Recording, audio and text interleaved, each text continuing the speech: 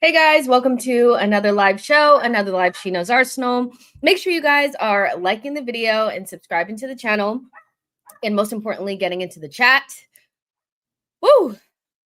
We have things to talk about. What the fuck is going on? What the hell are you? I mean, I don't know. I don't know. Woke up this morning, looked at my phone, and just thought, it's happening already. Kai Havertz has a knee injury, and it looks like a bad one.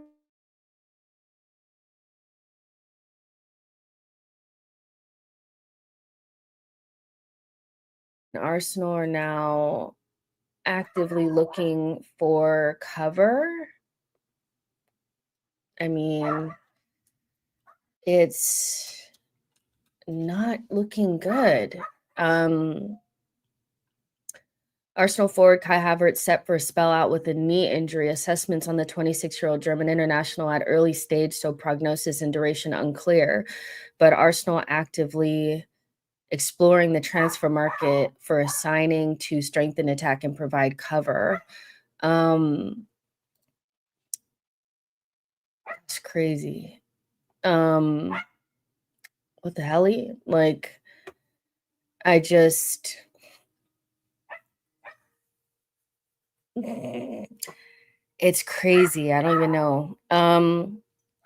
First and foremost, I do feel terrible for Kai. He played about 5 minutes or maybe 20 and is now going to be out for a time. I would imagine if Arsenal are looking at alternatives or looking for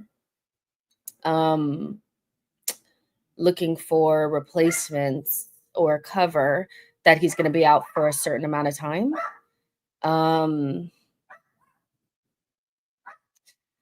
I really hope he didn't do his ACL. It's a World Cup year. That would be terrible for him. So sending thoughts and prayers to him, because that's just terrible.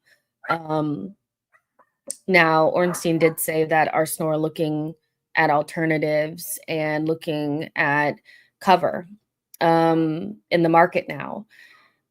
This is the second time in about a 6-month period that Arsenal have had a significant injury to Kai Havertz, and the window has been open. And we know what happened last time. We didn't do it, and it cost us.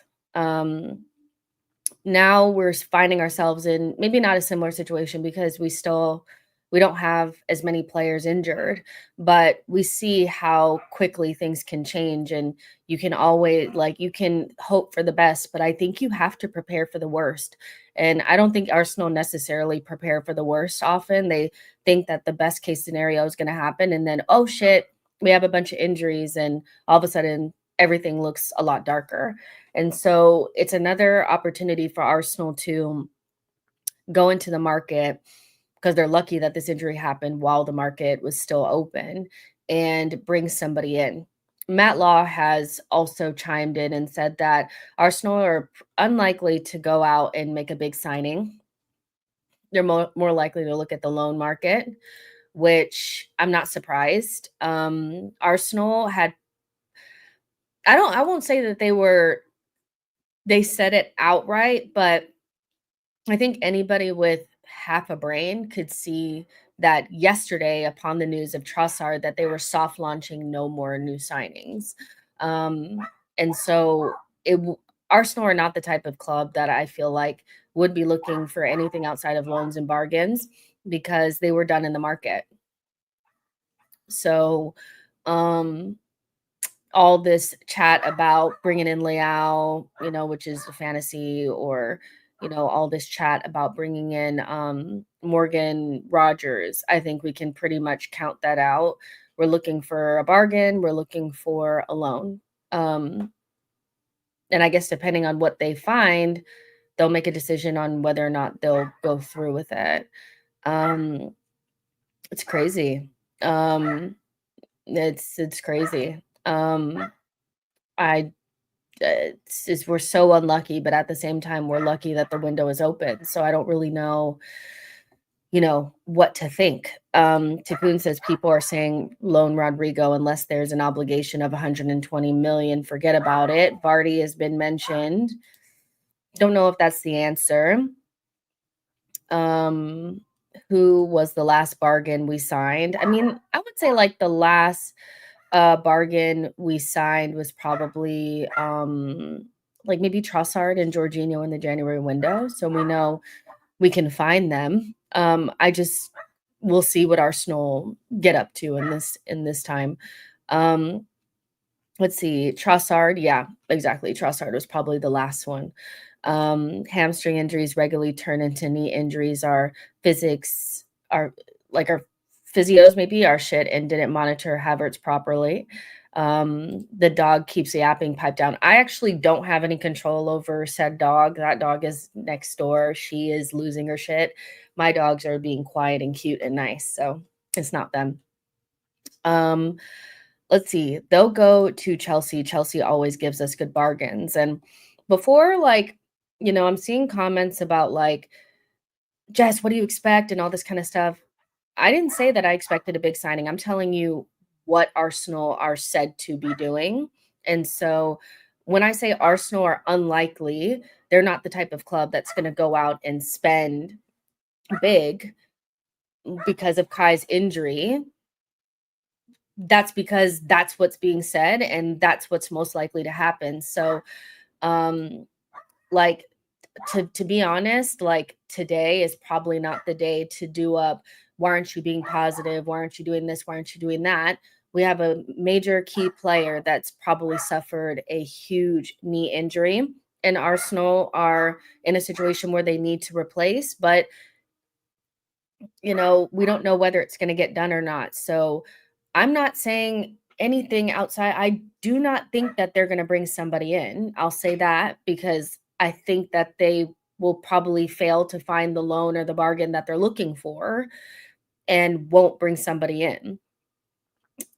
I don't know what's going to happen in the future, but that doesn't stop people from making predictions. And so I'm going to need people to use their common sense today and not get into their emotions. And we're allowed to make predictions on what Arsenal will or will not do in the rest of this window without knowing exactly what's going to happen, because you don't know whether they're going to bring anybody or not either. So I don't think they'll bring anybody in, mostly because they won't be able to find a loan or a bargain that they'll be interested in. You know how Arsenal are. They're very ticky and picky about, bringing in people last minute. And so I'm not 100% sure that they'll do it, but I think we can count out any big signing, at this point. So it'll probably be some sort of like dry loan or something like that. Don't get mad at me because the club doesn't do what they're supposed to do. It's not my problem. I'm tired of that shit. Wayne says, Arteta sending Sterling that you up text. Gonzalo Ramos, we already talking to PSG about Lee Kang. Just pivot. PSG don't want him, and he's probably can probably be had at 40 million. I don't know what constitutes a bargain for Arsenal at this stage. So I don't know if 40 million would be too much, but the way that the window was inching towards conclusion, once Trossard was re-signed, or even before that, we already were getting an inkling that Arsenal aren't going to do any more business. I don't know what it means for a bargain. I don't know if a bargain, because in this market, the way that this market has been, regular players, good standard players are 50 million. So I don't know what a bargain means. But I would imagine that we'll look for some sort of loan. We'll talk about the profile in a second, because some people are saying we need to bring in a striker. I don't actually think we need to, but we'll get to that in a second. Keenan says 40 million is cheap for a quality striker. Lone Star says, don't get mad at Jess or Arteta, blame the neighbors. Just don't blame me. I've been saying for weeks that people's anger is misplaced. You can't be mad at me because I don't think Arsenal are going to bring somebody in, because they shown 6 months ago that even if we're in dire strains and we need an attacker, they won't bring them in if they don't feel like they want to spend the money. So why would I think that in a lesser situation? Because back then we had like no one. We still have Jokeris, we still have Medwecki, we still have Ethan. So why would I think that they're going to go out and do it? They're going to Jesus is going to be back at some point. So yeah, and Arsenal are going to be very picky about what they bring in at this stage. So because they won't want to bring in another Sterling. So don't blame me and get mad at me because I don't think Arsenal are going to bring somebody in. Like Roy says, good news to Arteta for he's a much needed excuse for not winning anything again. There's a couple of different things here. Is I don't think this is an excuse for our season to be over. I think people are looking for a reason to be like, oh, well, Arsenal, you can't do anything now because Kai Havertz isn't playing. I'm not trying to hear all that. Season is not over. We have a big injury to Kai Havertz, but we literally bought Jokeris. I'm not trying to hear all that. So no, stop, hold your horses. But we have an opportunity to bring somebody in, and maybe Arsenal should think to do that because you don't know what will happen. They basically need to think, what happens if we get another injury? Don't think about just this injury. You're most likely going to end up with another injury within the next couple of months. That's just how things go. So if something were to happen to Saka, what do we look like? Do you want that scenario? Is that a scenario you're willing to live with? No, go get somebody. That's what they need to that's how I feel like how they need to be thinking about this. Prepare for the worst, prepare for the worst for once in your life. Prepare for the worst. But right now, there's no indication based on the injury that we got that we should not be able to compete at a high level. So there you go. Knee injury is at least 4 months. I know this pricks ain't getting any players. We need a striker, Madueke. No, Jess, it will be his excuse. There won't be excuses from the fans, non-Arteta sexuals. Let's not overreact. Injuries happen. We have time to solve it. 12 days. With Kai and Madueke, you've complained about us not getting better. And in your words, we could have got anyone else. I mean, we could have got other people.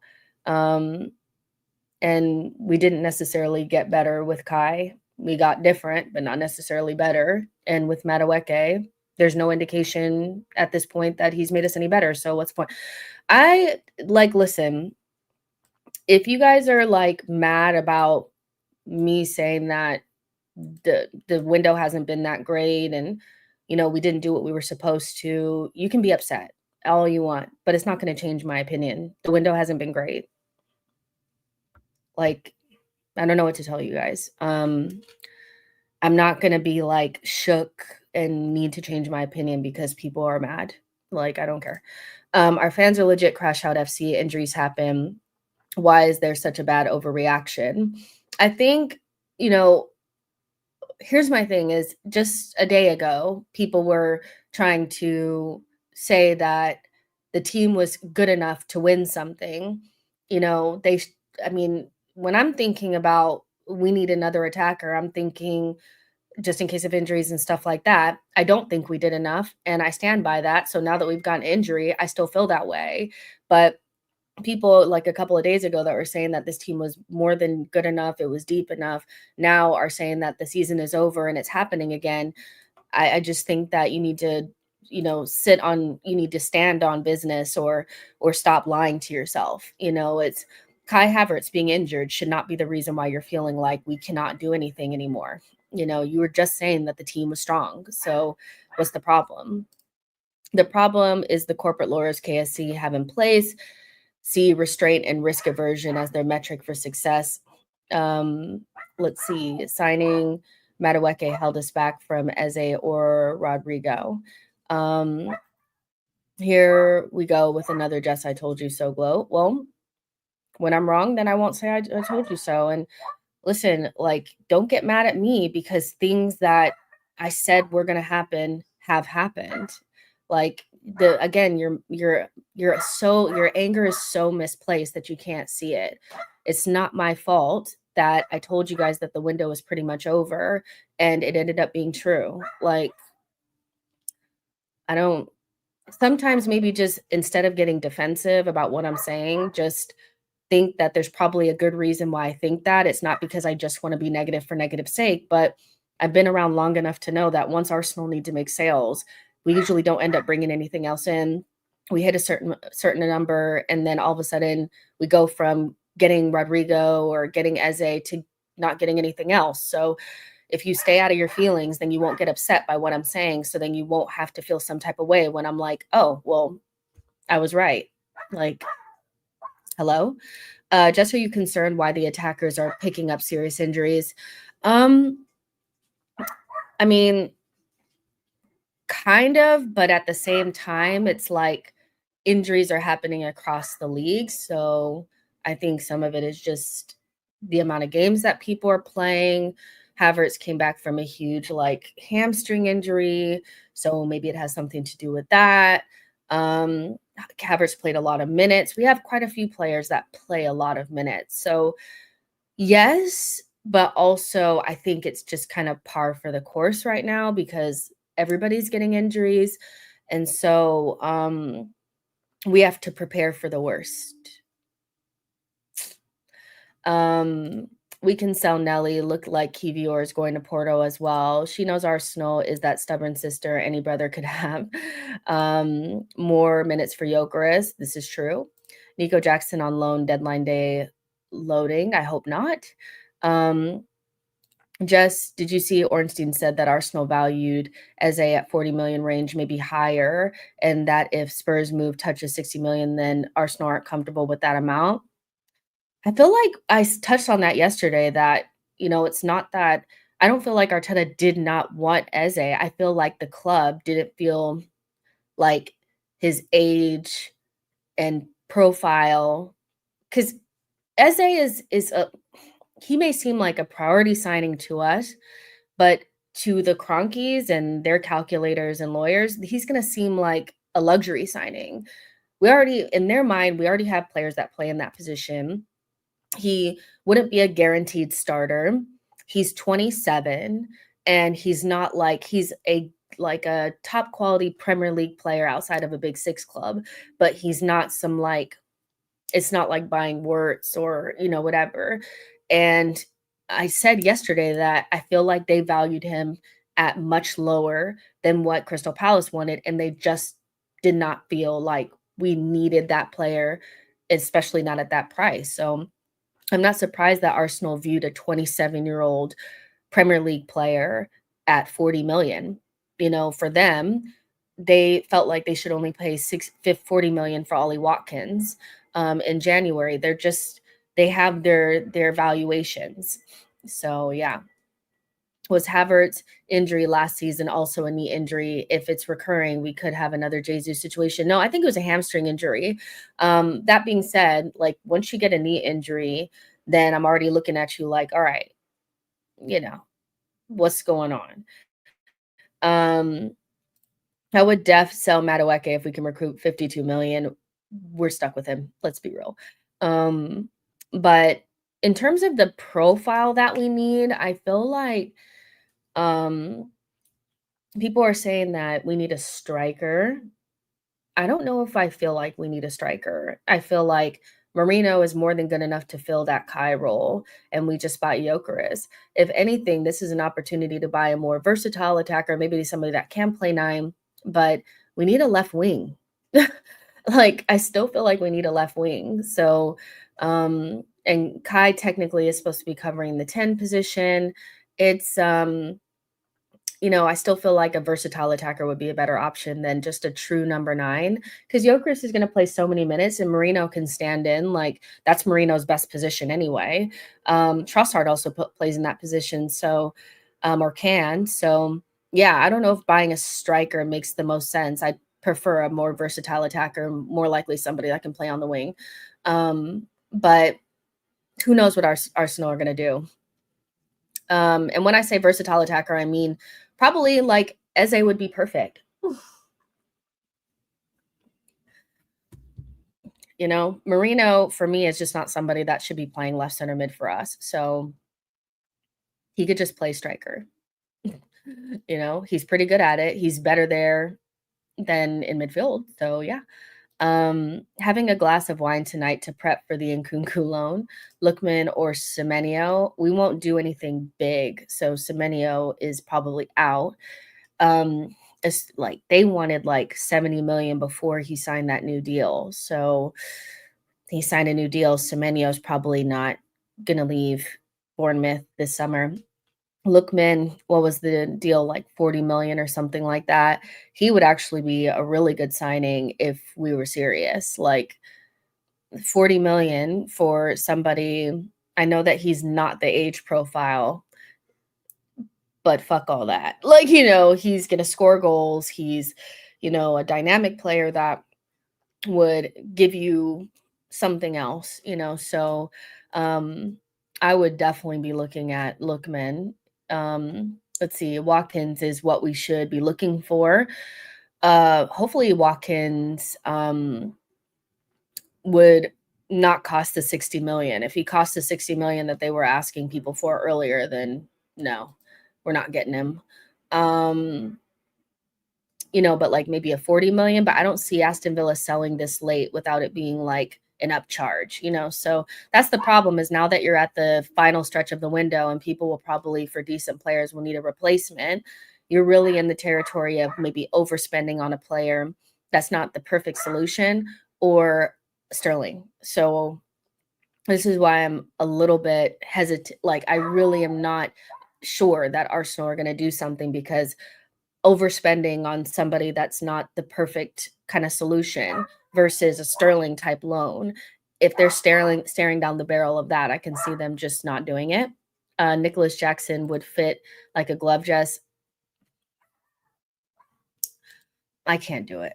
I can't do it. A Nicholas Jackson loan will send me into another stratosphere, because no. But will they probably look at him? Probably, so brace yourself.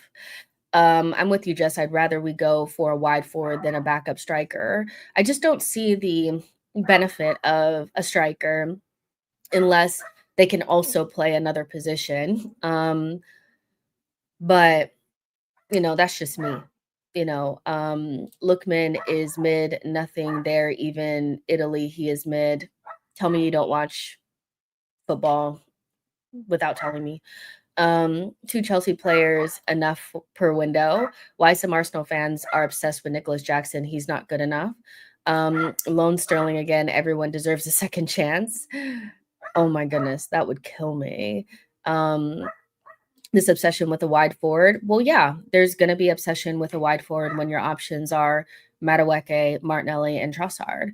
Whether it's like, we may have enough in numbers, but you don't have enough in quality. So it's not that hard to understand why fans are looking at it like, well, we could still go get a wide forward. We have not filled the requirement for a wide forward. We did not get somebody that lifts the levels. Like, it's not that hard to understand. Sheikh says Ornstein club valued Eze at 40, but comfortably paying 52 for Nani. But Nani's younger. This is the thing that I was telling you guys this yesterday. You should not be shocked at this, that Arsenal are going to view anybody over the age of 26. They view them as decrepit and like they're in a old folks home. So they're not going to want to pay the value at all. They're going to knock it down by like 20, 30 million because they're old. Like, you get what I'm saying? So Noni is younger, and also because Chelsea are willing to sell us with good terms, they'll pay a little bit more to pay cheaper up front. The Arsenal have a thing with older players.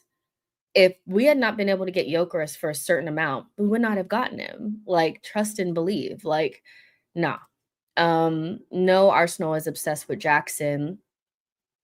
You just don't understand the sarcasm of us mentioning him. Could you see a deal for Rodrigo on loan with an option or obligation to buy? No. I think Gyökeres is a special situation. Of course, he was a special situation because the only other option on the market would have been a 30-year-old for the same amount. If we had not got Gyökeres, the next person down the list was somebody 3 years older that we'd have to pay the exact same amount for. So why not pay the 60 million, which was the budget that we had for the striker no matter what, for somebody that's 3 years younger? Like, at this point, just scout an unknown name, left wing even, that would excite me. I'd love us to go for Malik Fofana. That is if there's a player that I could go for right now in this window that would put a smile on my face, would be Malik Fofana. He is the gem in this window that has not moved yet. He's waiting for a Champions League club to come to get him. He can play on both sides. He's techie. He's young, which would fill the remit for this club and their obsession with young players. He has his whole life ahead of him. I would pay the money, but he's younger and would be more expensive in terms of, like, Leon would obviously want a significant amount, but why not buy somebody that actually fills the requirement of what you needed and you failed to get, then get some funky ass loan signing that's just not going to do anything. So yeah. I know this guy is fucking trolling. Yeah, people are trying to say Nkunku and stuff like that. Drop me right out. Drop me out. Like, drop me out. Let's see. But yeah, it's not the best news, is it? About Kai. And no matter how I feel about Kai, I am absolutely devastated for him because I know he worked hard on the off season to try to be as fit as possible for the season, and for it to have ended so early, or at least for the foreseeable, is just devastating, so it's a really sad day for him for sure. And for the club, because now it puts them in a situation where they've lost a significant person in that attack and they need to figure out how to move. The 30-year-old was Ollie Watkins. Remember, the list was always, if they cannot get Sesko or Gyökeres, they're going to go for Ollie Watkins. So again, Ollie Watkins, beginning of the window, this is what was quoted to United. This is what was quoted to everyone. If you wanted Ollie Watkins, you would have to pay 60 million, which was the exact price that they wanted in January as well, but we would not pay. So why would you pay 60 million for Ollie Watkins, who's 3 years older than Gyökeres, when you can get Gyökeres for the same amount, but he's 3 years younger? This is what I'm saying. It's like, it's Arsenal, like, come on. We're getting Wissa. Arteta loves pressing machines. No, Wissa is going to Newcastle. Isn't that almost done now? Or not almost done, but they're bidding now. I don't see us going for Wissa. Ornstein is saying all these people we're not interested in. It'd be nice if he had some answers on who we're interested in, because he just seems to have a lot of no, but no, like, information on who we actually would potentially want. Call me a dickhead, but when I heard the news, the first thing I thought was maybe, just maybe, we will sign an attacker. I mean, I feel like we should want and get an attacker. I just don't, because I don't see them spending big, because they had already kind of started to soft launch the end of the window. I don't see this changing their mind that much, because Arsenal were in a worse situation in January and decided not to do anything. So they're big on not panicking and internal solutions and all that kind of stuff. And I foresee them doing the same thing. They'll say Marino can play at center forward. They have enough cover at left center mid, So yeah, the universe is telling Arteta to add another attacker. I mean, it is, but will we answer? I don't know. Here's a player who fits all of the requirements. Oscar Bob could be the next Cole Palmer. City are not letting him go. We should have signed an attacker even before Havertz's injury. We should have. With Marino able to play striker, I honestly think we aren't bringing in anyone. It'll all come down to, like, Arsenal will look at the loans that they can do. They'll look at the cheaper deals that they can do. And if, they don't see anything that fits, then they will just not do anything. Like, they'll start talking about the January window. Reality check Gooners, it's gonna be Nkunku.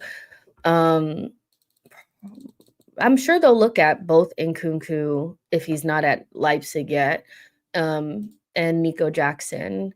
Um, but they shouldn't be looking for a striker. They should be looking for a versatile attacker that probably can play 10 out wide and 9, because that's kind of what Havertz was in the team. So just buying a striker makes no sense to me.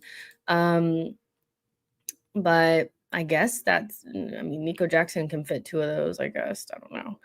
Um, but I'm hoping that they do something. I just don't think that they will.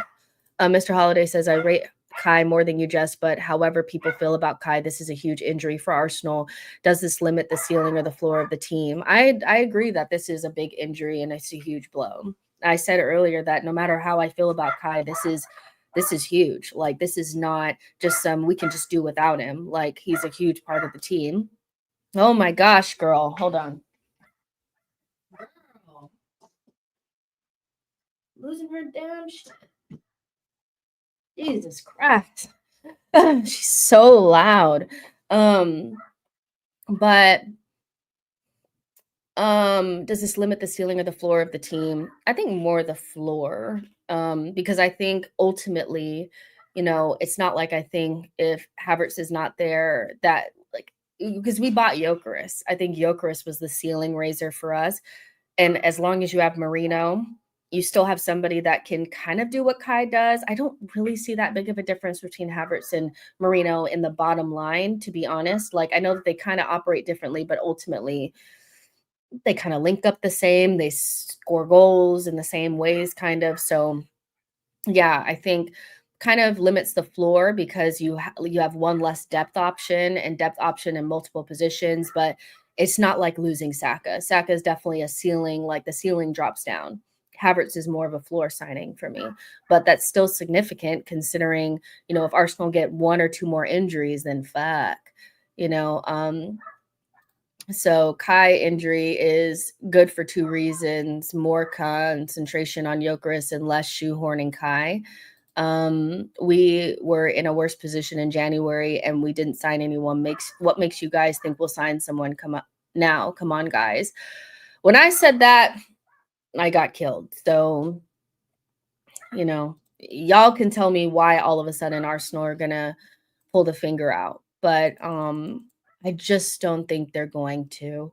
Uh I know that we're going to get linked to a lot of players because, Arsenal being in the transfer window, still looking at people is very valuable to these in the knows and these journalists because we're one of the biggest online fan bases and we're always crashing out about not getting players. So we're going to be linked to so many people, but I just do not see it. But there's several options, but I would look at probably Lookman or Fofana.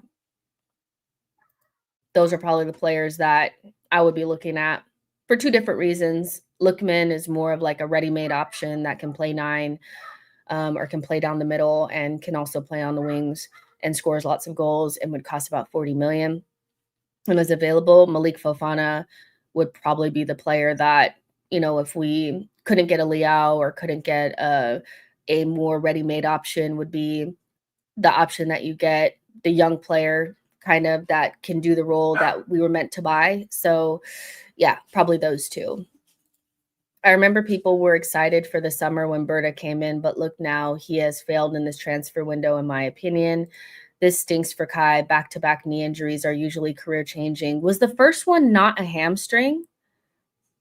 I could have sworn the first one was a hamstring. He also had a hamstring injury because I could have sworn we were like, oh, it was Gabriel, Saka, and Kai that got hamstring injuries. Was his also a knee injury? I thought it was a hamstring. Either way, this is really bad for him. And it's bad for the club. It is bad for the club. Let's see. How has Berta done so far? We were so excited when he came in. I mean, we'll have to do a full thing on the window later. Because I think there's so many layers to it. to be honest. I um I don't think it's as cut and dry as, he didn't get the left wing, so the window was just a 2 or whatever. But I think where he did well with maybe keeping the powder dry with Mascara and Norgard and Kepa, we didn't see the benefits of that through the signings that we made going forward. The Zubamendi signing was pretty much done once he got here, so I don't really give him credit for that. Gyökeres, I think he did a good job with that in terms of keeping the fee as low as possible. Um, but I was probably expecting a lot more with sales, and I definitely was expecting him to bring in a big attacking signing. He brought in really big attacking signings for Simeone, and I just don't think that Madueke signing lines up to what we were needing. So, yeah, I think it's a much bigger conversation that needs to be had when the window actually closes. We cannot go into another season with Marino as a number 2 striker option. I hope Berta won't allow that. Why not? Havertz was a number 2 striker option, and they're not that much different. So, we bought a striker. I think we're in bigger trouble if we go into another window with Trossard, Martinelli as our left wing options than if we go in with Marino as a backup striker.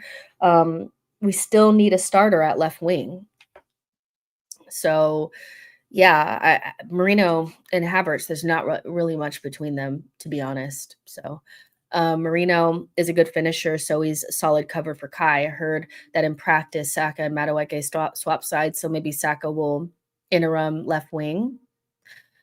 I mean, we should have been trying that in preseason. I don't know why we weren't doing that in preseason. To get, Saka is probably the best option for both wings. So if you're going to move somebody, in theory, maybe you could move Saka to the left or just give them more freedom to swap sides, just give them a little bit of something. But starting against Leeds, I feel like Madueke needs to start, whether that's on the right or the left. It should be Saka and Madueke, and they can figure out what side is best. But yeah, like, why aren't we trying that in preseason? Um, um, let's see. We always feel like we're short by the end. We could definitely use another attacker for sure. Berta made moves at Atleti, but the George Mendes influence was heavy as well, which is a really good point. I was at the open training session, and he was only on the left wing for maybe 5-10 minutes. It wasn't a big amount, so I actually doubt it's something that we'll see that much, which thank you for the insight on that. I really do appreciate it. But it's trying Odegaard on the left and Rice on the right, and maybe even Saka on the left, Madueke on the right. Those are things that I feel like we should be trying and utilizing, even if it's just intermittently during the game to give the opposition a headache. But our rigidness is, I feel like, keeping us back, even with our internal solutions. Just swapping like for like to me doesn't really change anything. Or start Trossard and Saka. You mean Trossard start at left wing or at center forward? So yeah. Let's see. Edu would have been slaughtered if he delivered this window, and I wanted Edu gone. I mean, people were blaming Edu for shit yesterday, and I was like, how could you blame him for this window? He wasn't here. Every decision that's been made has been made through this regime. So can't keep blaming Edu for everything. Sometimes the people that are the butts in the seats are the ones that are at fault. Let's see. So Devel, when you were at the open training, how did Gyökeres look? That's what I want to know. Ian Wright said that he actually reached out to Gyökeres, which I think is smart. So to have like an actual legend do something positive for this club instead of just sitting on stages talking shit all the time. So I want to know how Gyökeres looks because he has a really good mentality. So I'm not that worried about him. But what did he look like? Did he look sharp? Like, because I know he wasn't super fit. He hasn't been super fit yet. Berta so far has been very poor. Gyökeres pretty much signed himself. Let's see. We saw Saka switch from left a little against United and got across to Noni. I'm not sure we will sign anyone else. Damn, just scrolling over my comments just because I am critiquing her reasoning. Not really. I mean, I've read a lot of your comments, but there's like a ton of comments in here. You guys can criticize all you want. The comments are there to be read, even if they're not read out by me. You guys can see each other's comments. So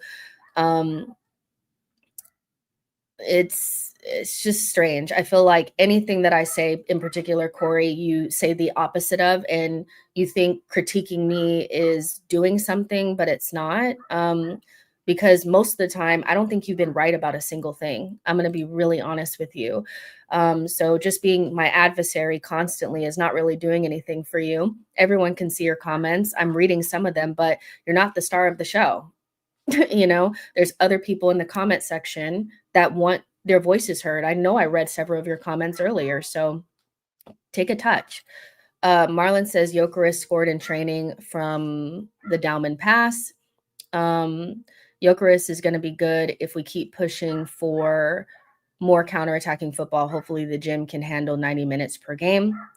And also only like if your only thing is critiquing me, that's not really what the show is about. If your main focus in this to be on my channel and is to critique then you've lost the plot.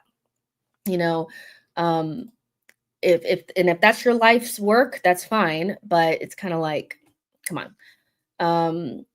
And I don't hate Madueke. I do not show any signs of hating Madueke, but just because he's here doesn't mean I need to pretend like I think he's the answer at left wing.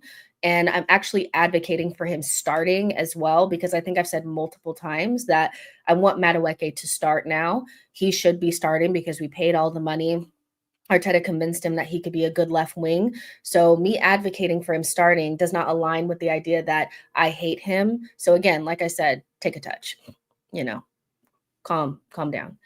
The fans are cheering every time he scored a goal, which is funny. But in terms of the drills, they did like a mini game, which he scored in. When he does get his shots off, they have so much power. I think it's just about him getting fit and his teammates learning where to find him. And also, he just needs to adapt to being in a situation where people are on him. You know, adaptation is different than development. And I think he doesn't need to develop necessarily. He just needs to adapt to his surroundings. And people are going to be on him more than they were in the Portuguese league. So I still think it's going to take time, but I'm fully certain that he'll be fine. That person is lucky you didn't just block them. I only block people that are like abusive, but if you come with nonsense, I'm coming with nonsense back. Like that's just all it really is. Like you come with nonsense, I come with nonsense back. So I meet you where you meet me. That's pretty much all it is. Like he's allowed to have his comments, but I'm literally saying that Madueke should start. I don't hate him. I just don't rate him as much as you're trying to force yourself to rate him. I'm like, hello. Hugo says, big up, Jess. Hope you're doing well. I am doing well. We have nothing to worry about. We have Super Mikkel Marino off the bench. Smash the likes up, people. Oh, by the way, because you're saying, are you doing well? I am actually doing really well. I last week got confirmation that I'm going to be working with La Liga again, and this morning I'm going to be working with the Premier League a lot more as well. So I am actually very well. You know, I'd actually be doing more well if Weller if Arsenal were not having another knee injury. That has rattled me. Because I don't even Kai is not my favorite player, but I definitely do not want to see him injured. And I don't think that this is a positive. I've seen people saying it's positive because it's going to force Arsenal to. It's not going to force Arsenal to do anything. You know, it's really not. Takun says hating on a signing is the same as hating. Hating a signing is the same as hating a person. Is that what you mean to say? You think? I don't think hating a signing is the same as hating a person. I really want to see Dalman. I'm excited. In preseason, he was drawing fouls and making shit happen. I really think he can have a huge impact off the bench. It's interesting with Dalman because he was definitely coming in on the right, and to me, he would actually be Saka's best backup. But he's 15, so what do you do with a 15-year-old, really? Um, but I think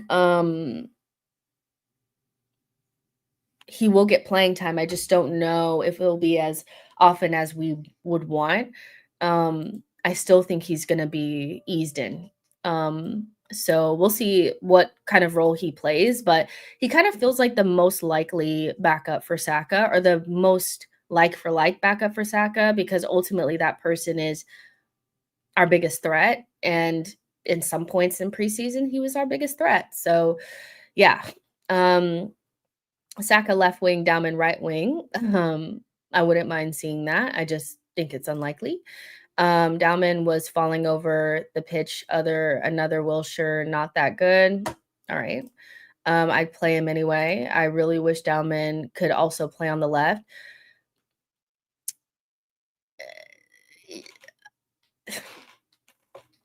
Are we sure that he can't? I mean, I feel like some of our players could play in other positions. They just don't. So, I know Saka can play on the left. I don't know. If you're right-footed, if you're left-footed, you play on the right for Arteta. But I don't necessarily feel like that means that you can't. It's just not the way that we play, if that makes sense. What kind of things are you going to be doing for the Premier League? Last season, I was doing like freelance work for them for the Premier League in USA account. I did like some culture stuff. I did some kind of like updates, storyline type of things. And so I'll probably be doing more of that in a more like frequent basis, or whatever you want to say, more scheduled out. Like instead of just coming in every once in a while, I might be doing something bi-weekly or, whatever. So we're still trying to figure out exactly what the content is going to be. But you will see me on the Premier League in USA account. And for La Liga, you guys know I do like previews for games. So the one that I'm doing, I actually have to record it after this, is for the Oviedo game. You guys know Santi plays for Oviedo, and this is their first time back in La Liga in 24 years. So we're going to kind of be talking about that. So I've actually honed in on Premier League and La Liga being like the two leagues that I really like. I really cannot get into Serie A. I'm trying. I'm going to try to get into Como and Parma because of the links to Arsenal with Cuesta and Fabregas, but my soul is not in it. My heart is not in it. When I watch Serie A, I'm like, this is cool, but I'd rather be watching something else. And I also I'm just not a Bundesliga person. So I really like La Liga. And I love the Premier League. So yeah, honed in on those two leagues kind of being the ones. So getting work with them again feels very kismet. So I'm happy. Jess, what do you think of Nick Woldemade, whatever his name is? I think he can play both the wing and midfield. He's just tall like Mikel is. Is he not a striker? I don't really think about him because I don't know much about him. I'm going to be honest. But I thought he was a striker. Did he not get the move to Bayern? I thought at one point they were working on that. But maybe, but I think they were looking for a significant fee, were they not? And they're so close to the season, would they be able to replace him? So I don't know. I don't really have a good answer because I haven't watched him that often, but last time I thought he was going to Bayern, and I thought isn't he a striker? So yeah. Let's see. Leeds won't be the walkover we assume. Remember, Rafinha cooked us 1 year. Hopefully we can get goals from turnovers to punish them early. Santi the GOAT, besides, I meant is not earlier. Okay, so you said okay, I get what you were saying, and I thought that that's what you meant when you said hating on a signing is not the same as hating a person, which I do agree with. We're on the same page with that. Um, I do not hate anybody at Arsenal at all, so, and we should not treat it as like you hate the person, but as a fan, you should feel justified in seeing a signing and feeling negatively toward it without feeling like you're gonna be put into a guillotine by the rest of the fan base. Like, we don't all have to agree. We are not a monolith. We are not an echo chamber. Some people are just not gonna be happy about certain signings, and you're also entitled to disagree, but this whole, like, "Okay, Madueke signed, so we all need to fake like we rate him." Uh-uh. No, you gone too far. ELC, thank you so much for your super chat. Says, big up, congrats on the Premier League and La Liga gigs. I know, thank you so much. I really appreciate it. For like a freelancer, I'll just tell you, like, behind the scenes, it's like, will I eat this week? Will I eat? Like, because things are just so up and down, and it's not like a regular job, but I love it. And right now I'm trying to be a little bit more picky with the jobs that I take because I don't wanna do things that don't feel aligned with, like, me. So, getting those 2 feels good because I know those are leagues that I really like to watch, and I don't have to feel like I'm forcing anything. And so hopefully, going into World Cup, I can build up more of a presence so that I can have more work for the World Cup because that's essentially what we're all working towards right now. And hopefully this helps for sure. Imagine deadline day, Nicholas Jackson or Nkunku. I'll fully lose my head. And the thing is, the club will do that. They don't care. Well, Jordy, you can't lose your head because it's not okay to not want a player. If Arsenal bring them in, you have to back them. You have to love them and also pretend like you always rated them. I don't know why you're not up on the rules, but those are the rules set by this fan base. So you can't, if we sign it Nicholas Jackson, you have to be happy about it. We can hate decisions. What happened to the Jaquette links? They went away, just like the links for Zinchenko and Kivior leaving. I know that they're still linking Kivior to a move away, but Arsenal are not going to sell without getting 40 million pounds. And yeah, he'll probably still be here. Where can we find the stuff you put out last season? On my Instagram. Um, so my Instagram is Jessica Black TV. And so I usually do we do collab posts for La Liga. Now why is that playing like that? So the last video I did with La Liga was this one, and we were talking about RC Celta. And so if you just scroll down, you'll see like stuff from La Liga. I have stuff from the Premier League on the US stuff is on TikTok, really. And then I have some other like random shit and some of like the content that I just make on my own. But yeah. Good day to all you Gooners. Good to see so many of you today in open training session. I'm so jealous that you guys got to do that. I would love to watch an open training session. I would love that. But I was also like devastated that they didn't do preseason in the US again. I know that we've been spoiled and we've gotten it multiple times. So yeah, but I was devastated because I was like, this is my like only real chance to see them without having to spend an arm and a leg to get there. So yeah, but I'm sure I'll get to a game at some point this season. But I'm weak. I try to go to games that I know we're gonna win. Like, you're not gonna catch me going to a game where we're playing against like Man City or something like that. I usually go to a game where I'm like, surely we'll beat so and so. Because I want to see a win. Only on IG. I don't have IG or Twitter, but I'm sure I'll find it somewhere. Oh, well, yeah. You don't have IG or Twitter at all? Well, those are the only places that you'd probably find it, or TikTok.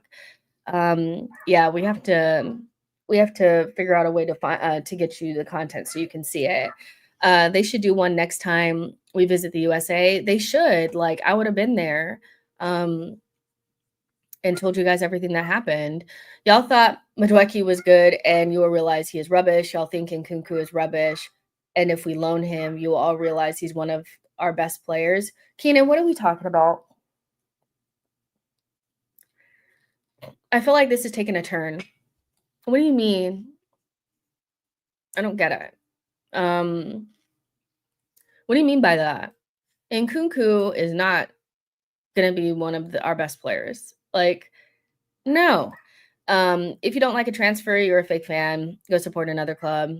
You're a doomer. Stop being negative. I just think there's supposed to be some balance here. That, when I hear somebody say that, basically you're an idiot if you don't want Madueke because he came from Chelsea, then I just know that there's just a section of the fan base that just feel like no matter what the club is doing, you should support it and back it and like love it.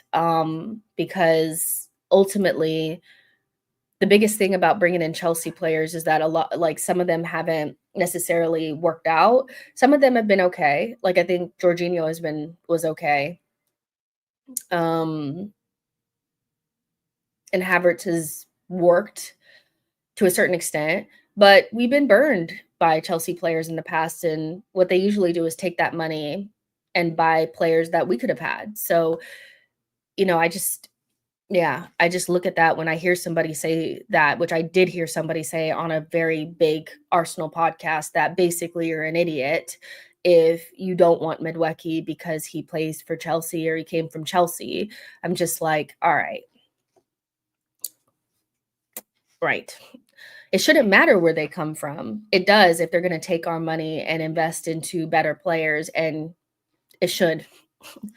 Internal Solutions 2.0 versus getting El Kanous or Fofana. If I'm the director, I will get one of those two in. I would love Fofana. I don't know if El Kanous solves our problem necessarily,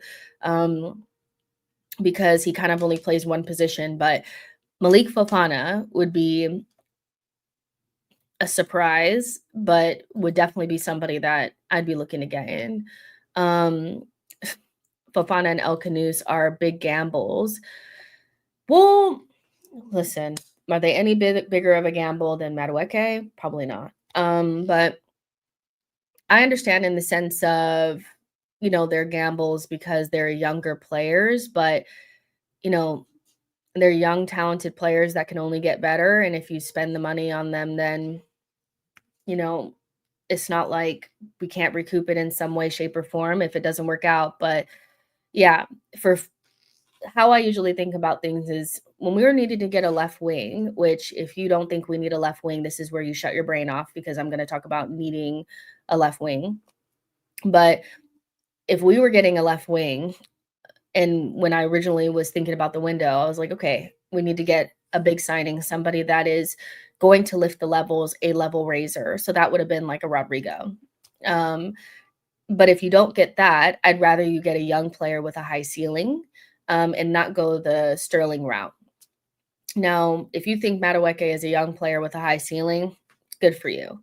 But I actually think that somebody like Malik Fofana would have been a much better option. I actually liked Akliouche as well. Younger players, high ceiling. That would be a better use of funds than just bringing in some loan signing that doesn't help us. But hey, that's just how I think about things. Are you and DG going to be working together this season? I think so. I just think we're, especially recently, because I was out of town and stuff, like, and I had friends, I couldn't really do the Thursday show, but we'll definitely get together at some point in the season. But he's also busy and I'm also busy, so we have to figure things out. Because sometimes the Thursday is also really hard to do because he wants to do the show early, and then I'm also on Judge Mo's show on Thursday, so it's just a scheduling thing that we'll figure out. Havertz has had a huge blow. I don't know if we need to pause here, but I think a knee injury that's going to keep him out for enough time where Arsenal think they have to go into the market is probably a huge blow. I see that the internet has gone down. Tell me if I'm lagging or not while I take a sip of my coffee.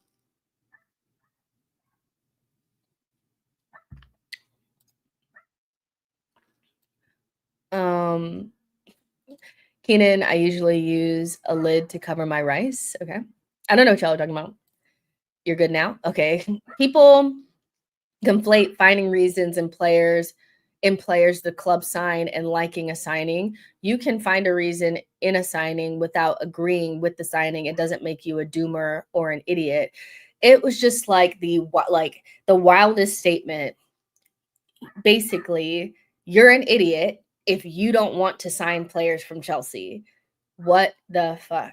Like, I'm sorry, but no, I don't want to sign players from a team that is running up behind us and they're using the money that we're giving them to buy better players than the players that they're giving us. Yeah, no. Then I'm an idiot.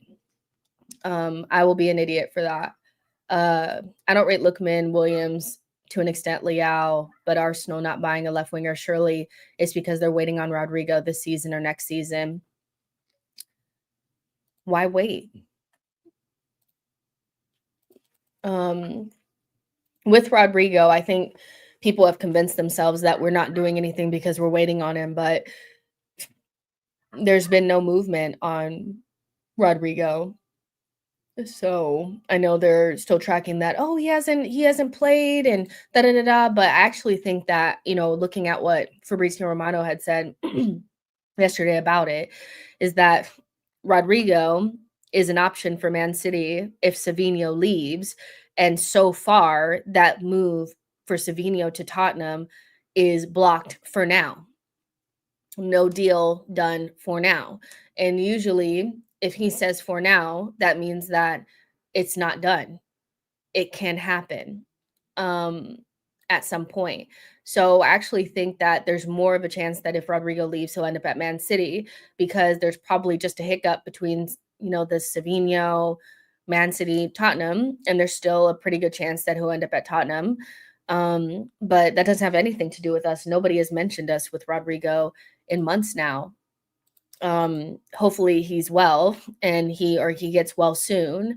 But Hand of Arsenal has kind of, gone quiet on it.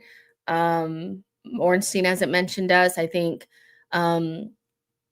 Ornstein has said, I don't think Arsenal made a huge play for Rodrigo. They considered it like other players, but I don't expect him to join Arsenal, which he said on Sky Sports not too long ago. So I think we can rule that out. We're not going to get Rodrigo. They're not waiting on Rodrigo. Come on. We have enough versatile players to cover any injuries we could get this season. There will be no signings. Rodrigo will go to Man City if Savinho will come to Spurs. That's what I'm saying. Like the way that Fabrizio worded it was like, even though they're blocking it for now, that doesn't mean that it cannot happen. And so if Rodrigo does go somewhere, it'll probably be City, and it'll be when Savinho, if he moves to Spurs, which still could happen. I don't know why it's not happening now and why City have blocked it up until this point, but it could just be the case that they want Spurs to cough up the money. So yeah, Savinho Kudus as a amazing business for Spurs. I wish my team moved like for them. If we had bought all three of those players, we'd be over the moon. We'd be over the moon. That's better than Madueke and Gyökeres. Apparently, reports say there will be loans and bargains, no big signings despite Kai injury. I read that. If we sign Nicholas Jackson, I'm going to lose it. Keep that. I'm not going to read the rest of that, but keep him away from my team. Rodrigo will go to Man City. Yep, he'll probably go to City. If there's a late move for Rodrigo, it'll most likely be to City. It won't be to us. I know we're holding our breath and shit, but you can stop holding your breath. And I do think that they'll do internal solutions. Arsenal pride themselves on not panicking and keeping the powder dry and using internal solutions and having this really versatile team. And, being profitable by not spending money and all this kind of stuff. So they're probably not going to do it, especially late in the window. No, um, they probably won't. Let's see. If you had polled Arsenal fans, do you want Kudus? You'd get way less than 20% 6 months ago. Yeah, well, even if it was 6 months ago when he wasn't playing that well, to be honest, I think a lot of the Arsenal fans being negative about Kudus having a bad season at West Ham was cope because we didn't get him. But he's shown in a couple of games at Spurs that he's definitely a really good player. And so if he played like that for us, we would be over the moon, like I said. So yeah, a lot of that was just cope. West Ham are in the dumps. He wasn't playing well because this team is shit. He got into a better team and he looks good. Like, we need to stop pretending like every player that we don't get is somehow not good. And that's why we didn't get them. Like, Kudus is a really good player and he'll be good for Spurs. And he already is showing signs of it. We don't have to cope. Kudus for 35 million was described as a gamble, and look where he is now. I looked up at Stan Kroenke's Wikipedia page yesterday and it's a doozy. What did you find? People can't see a good player anymore. Well, I just think it's cope. I just think it's cope. Like, we didn't get him, and anytime we don't get a player, like, people are now starting to say, "Well, was Eze really the answer? Is he actually really any good?" I mean, if he was so good, why is he in the Prem still? He's 27 and hasn't made a big move, and it's just like anytime we don't get a player, especially if he goes to a rival, we have to figure out a way to make him bad. And of course, like, I'm not going to be sitting here twerking for Eze when he ends up at Spurs. Like, I'm not going to do that. But I'm also not going to sit here and pretend like I think he's some dead player.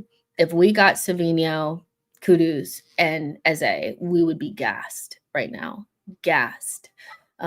Those are three really good Premier League level attackers, Champions League level attackers with X factor and kind of all the things that we've been missing. So no. Stan Kroenke is a terrible person. Yeah, but most millionaires are bad people. In order to get to that stage, you have to fuck people over. That's how the world works. The world is very much so if you have a lot, somebody else had to suffer for you to get there. There's have and have nots. There's always an opposite. Something has to give for you to get. Billionaires, yes, millionaires. If you have a lot, you probably had to step on somebody to get there because that's what America is. So yeah. It's better on paper on what we had, but do they fit our team? You're saying they're better players with X factor, but they have to be incorporated into the team. Jess, this is my point. I mean, I don't know what you need, what you need to see to know that if we had bought those three players, we'd be over the moon. Integrated into our team. It's like, because you can't, when they're not in our team, you're using some sort of hypothetical situation like they would fail at Arsenal to make our signings look better on paper, like you said. And had we had signed those players, we'd be happy because those players are really good. I think what it is that, because we signed Madueke, you're trying to force this narrative that like he fits and nobody else would have. But if we bought Eze, Savinho, and Kudus, we'd be over the moon. They're Premier League level players. They wouldn't have had to adapt. They probably would fit for us. I don't really see this big argument. I really don't. And just because they wouldn't start in the 11, meaning like maybe Eze wasn't an everyday starter, every team that's a top team has probably one player that could start for them but doesn't and rotates in, except for Arsenal.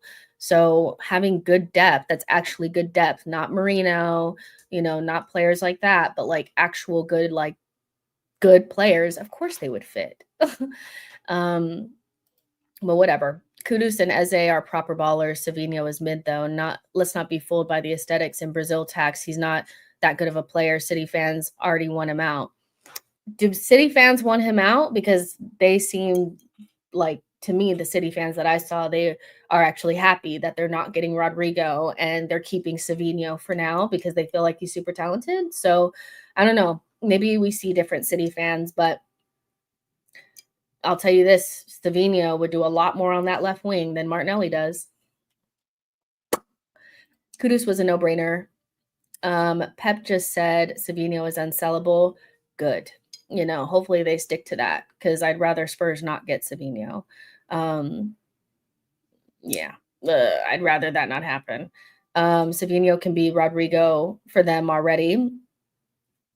Yeah, I mean, Savinho, I know that he didn't score a lot of goals last season. So, as long as I feel like people are like, well, as long as Martinelli has scored more goals than this player, then that means that he's better than that player. But I think just, ultimately, like at least with Savinho and like players like Savinho, maybe they didn't score as many goals, but they just have more in their toolbox, and you can imagine them developing into better players. But that's a hypothetical, and so maybe Savinho just falls off of a cliff after this and is never better than what he is now. But Martinelli is he's reached the edge for me. I just can't do it anymore. Arsenal let me perspective on this have had a top 3 squad for the last half of a decade and have won fuck all. Okay. That's not down to the players. That's down to the effing manager. It's either a Jackson loan or a £100 million bid for Anthony Gordon, no in between. Eze plays left 10 in a 3-4-2-1. So all I'm saying is, will Eze do the tracking back Arteta wants? And is he even a left wing? I doubt Rodrigo adapts to the Premier League. Kudus was a mistake. Yes. I mean, okay, but if you could do that with any player basically that we're looking at, and so you can advocate for us not buying a single other player. If you pick apart each player and make a hypothetical about them not being able to fit our system, not being perfect in this way, you could have done that with Gyökeres. In fact, people are doing it with Gyökeres. So I don't think, I could do that with anyone, really. Make a reason why. But one of the main reasons why we're always talking about players, not especially attackers, not being able to come in and usurp Martinelli is always about this defensive. At some point, we need to focus on what they can do on the ball. And even if you're not an actual left wing, that doesn't mean you can't play on the left wing, because we quite literally have players like Marmoush playing on the wing. We quite literally have players like Cole Palmer playing on the wing. So in modern football, you don't have to be a winger to play on the wing to be successful there and to do things. I just feel like if you can make a reason for why players won't fit us all day long. I could give you 50 reasons why Madueke probably won't work at Arsenal using some of the same arguments you're using for Eze and Rodrigo, so Martinelli is probably not the ideal left winger, but Trossard is a lock picker and Gyökeres is a gunman. Arteta has just signed a gunman and now wants to sell the lock picker. Make it make sense. Well, he's not selling. Ooh, got a little boogie.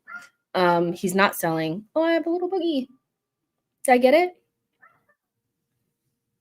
I need a tissue. Hold on. Y'all were going to let me sit there with a boogie on my nose. I know you were. You guys are my real friends. You wouldn't let me sit with any boogers or anything. Let me get this tissue.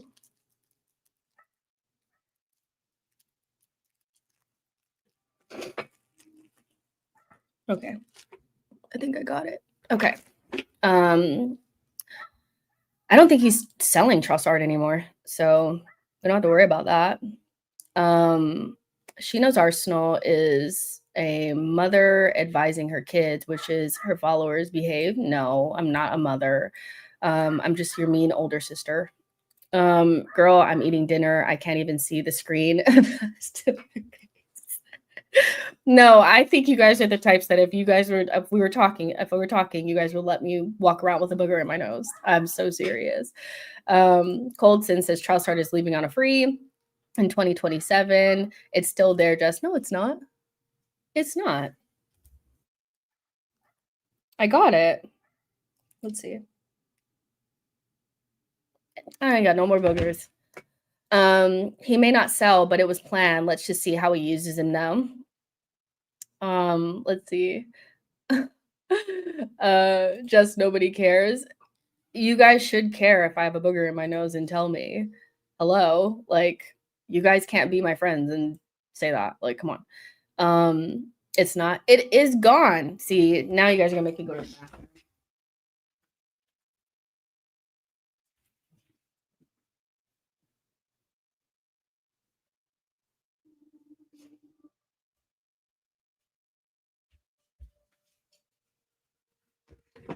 There was nothing there. There was nothing there.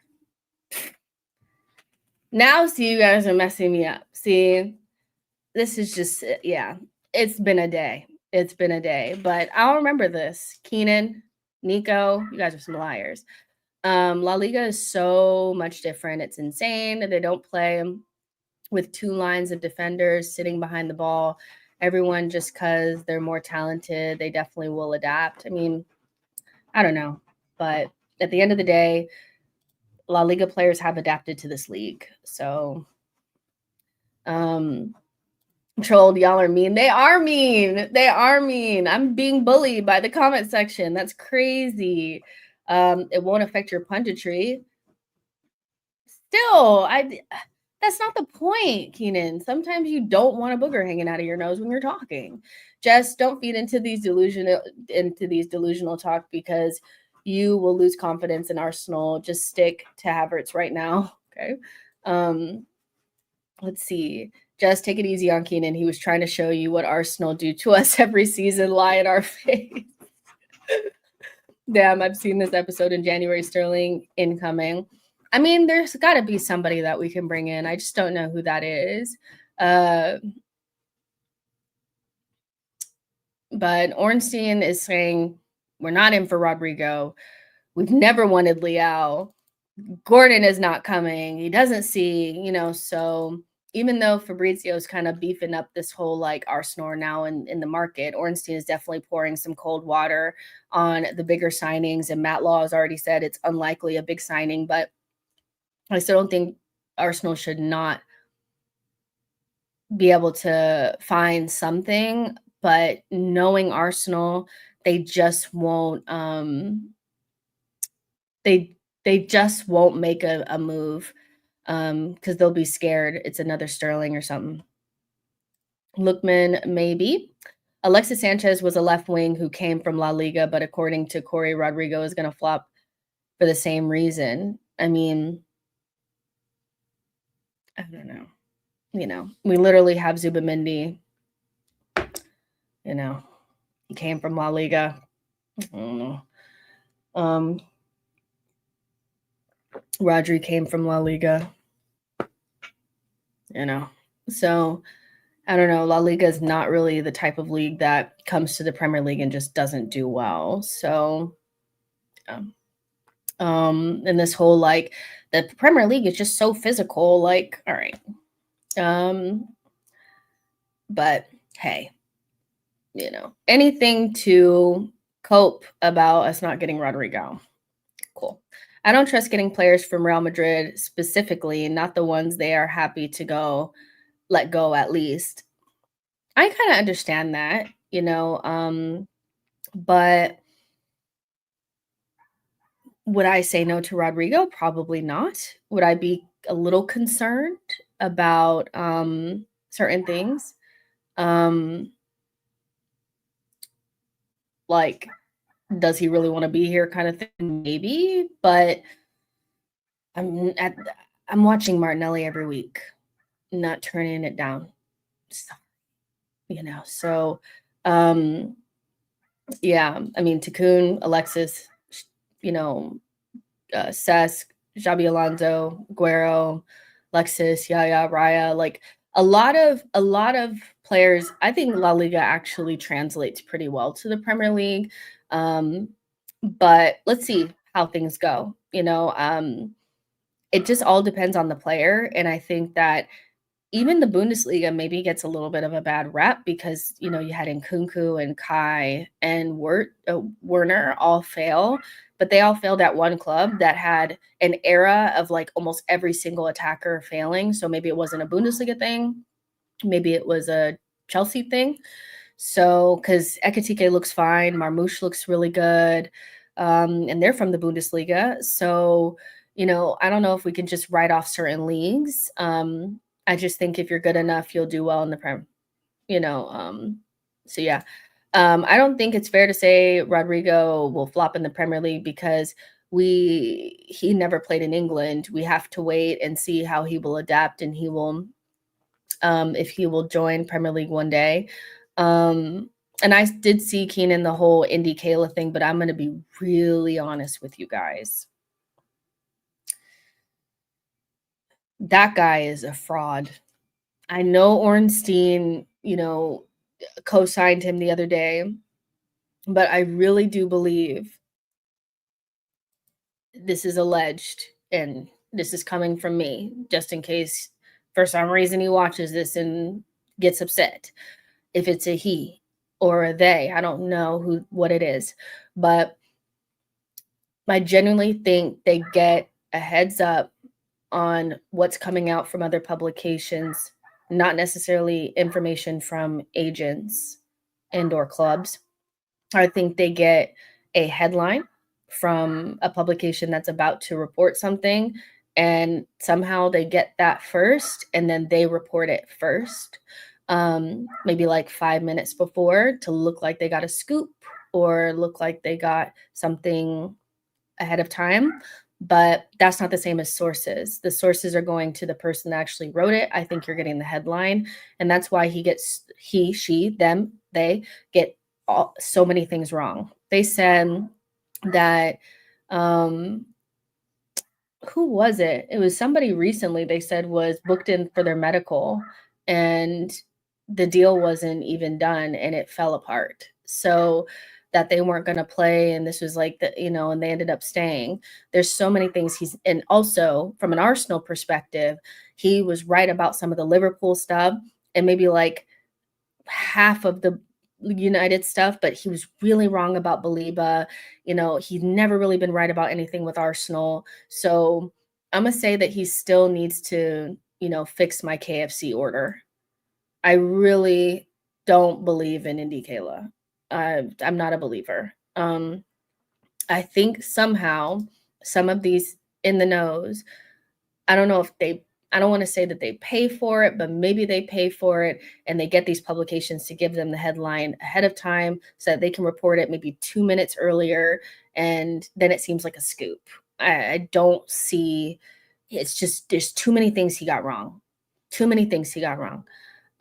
We have one ACL a year, but I feel like with football, that's pretty much going to happen because of all the football that they're playing. We just have to be more prepared. Because even though I know that I don't think we'll have the same type of injury problems we had last season, I think that was extraordinarily unlucky. I think we would be naive to think that all of a sudden we'll just have the perfect season with no injuries. It's really unfortunate that it feels like Kai may have done a really bad knee injury. But, I feel like sometimes this stuff is in the post and we need to be just prepared, if that makes sense. Journalists that aren't writers are cancer into sports media. They have been decently accurate this summer. With the Liverpool stuff, yes, they've been pretty much on for the Isak stuff in particular, but they've never been right about anything with Arsenal. And I think it's really a red flag to me that anytime something is happening, like a result that doesn't go our way or something happens, like, I don't know, Kai Havertz gets a knee injury, that all of a sudden he just knows that Rodrigo's agent is doing this. He just knows that this is happening.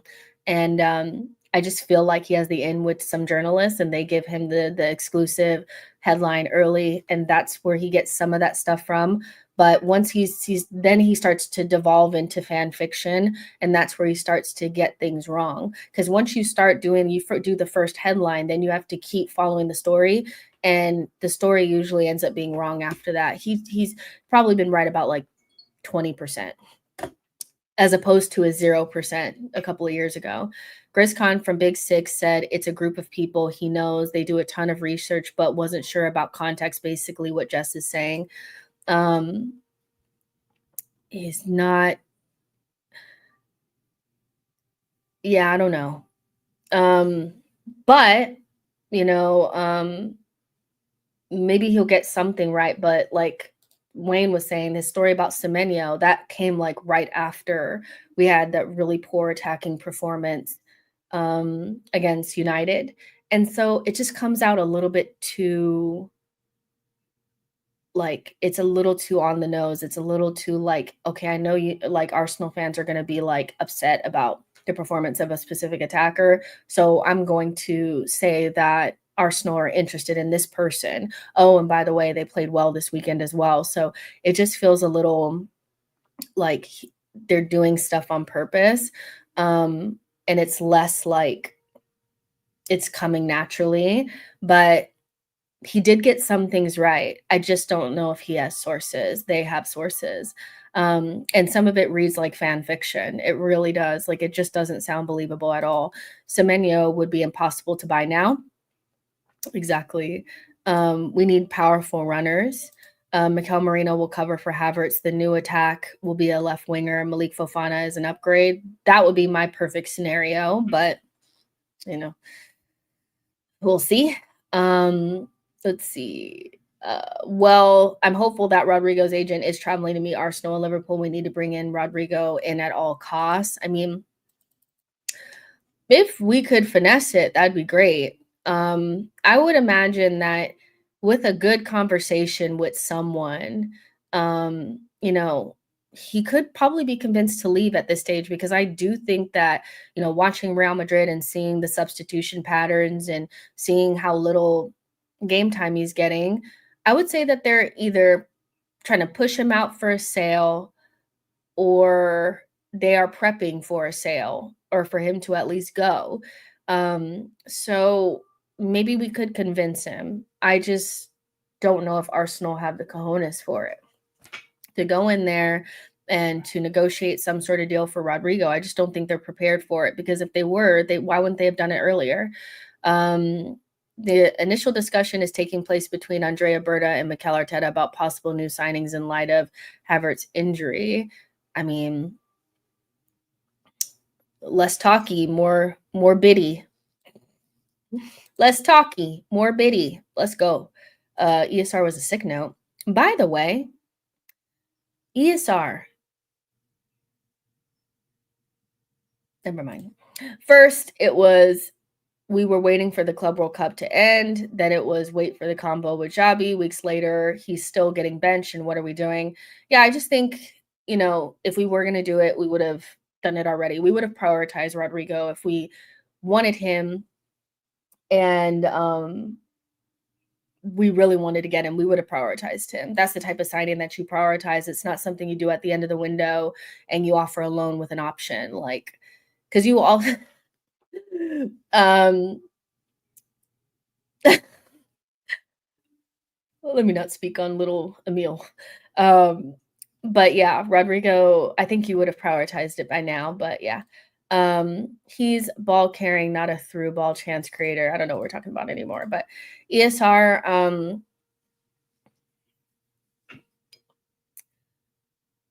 I don't know. I don't think there was a lot of people against the sale, but I know that there were some people that were still thinking that he had a place at the club.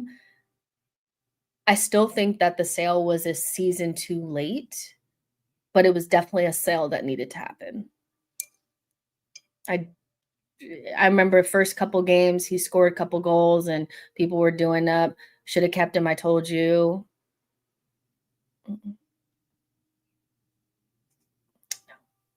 No, baby. He needed to go. He needed to go. But you know, I wish him the best. Awobi would be better than ESR in our system. He would be a good Rice backup at left center mid.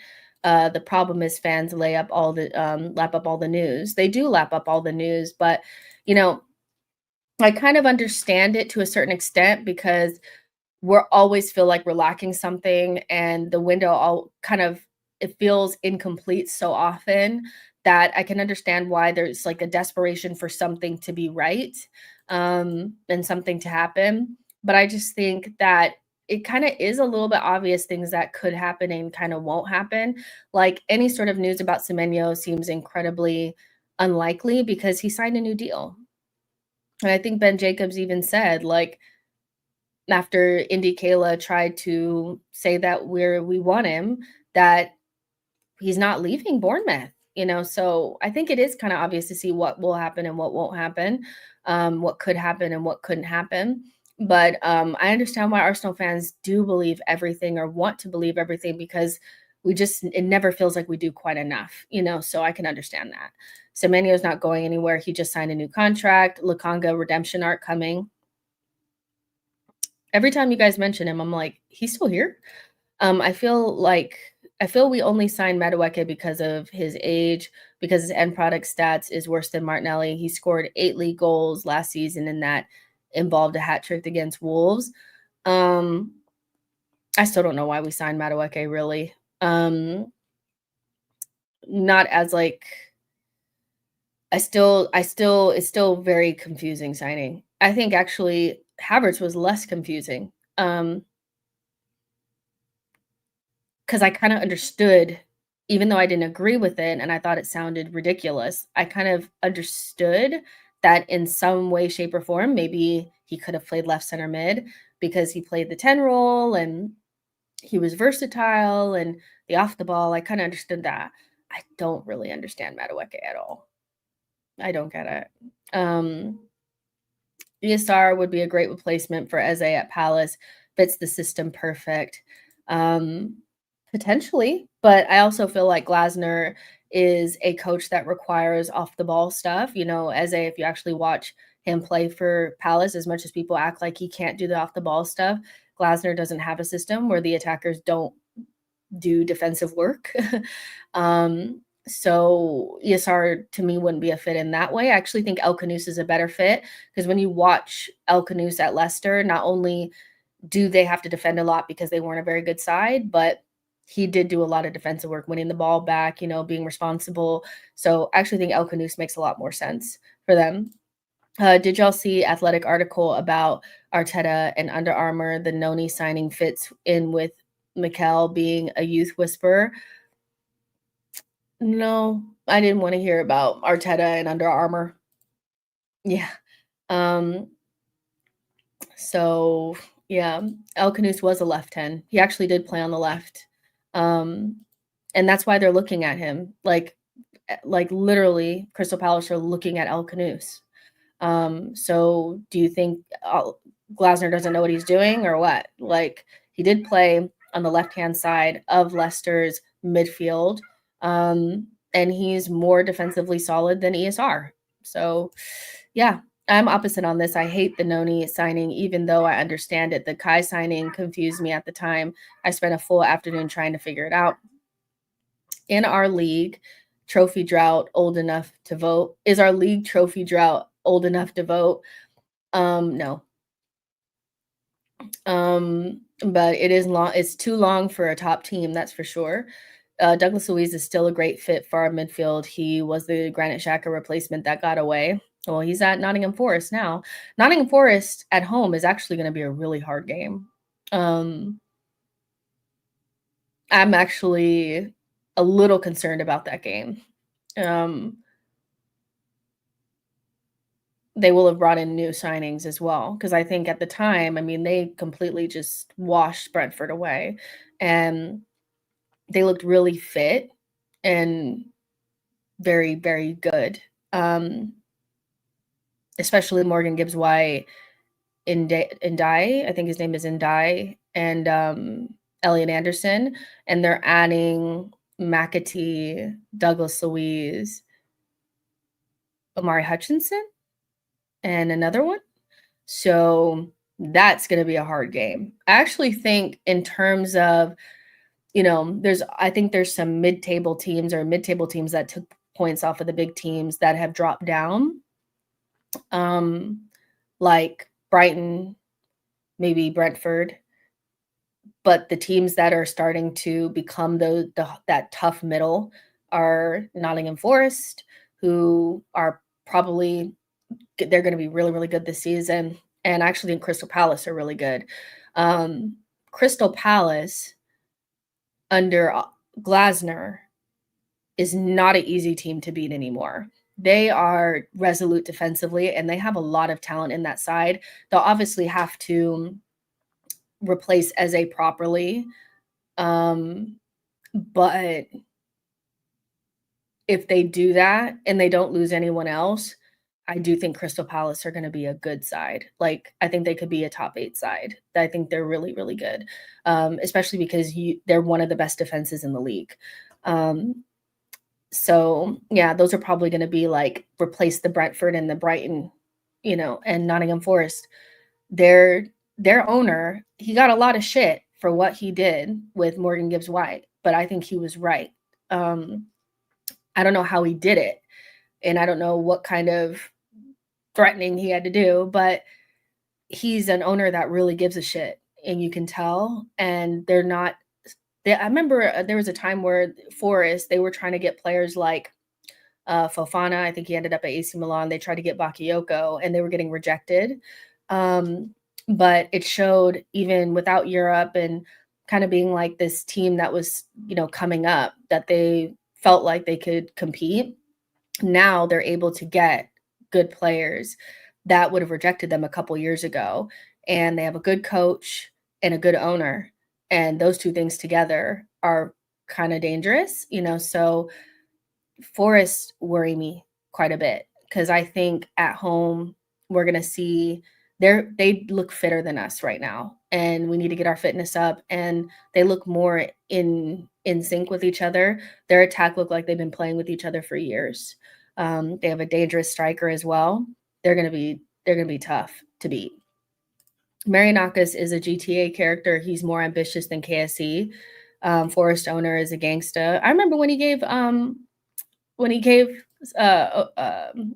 COVID, in probably one of the games that traumatized me the most as an Arsenal fan, when we lost to Olympiacos in the round of 32 in the Europa League.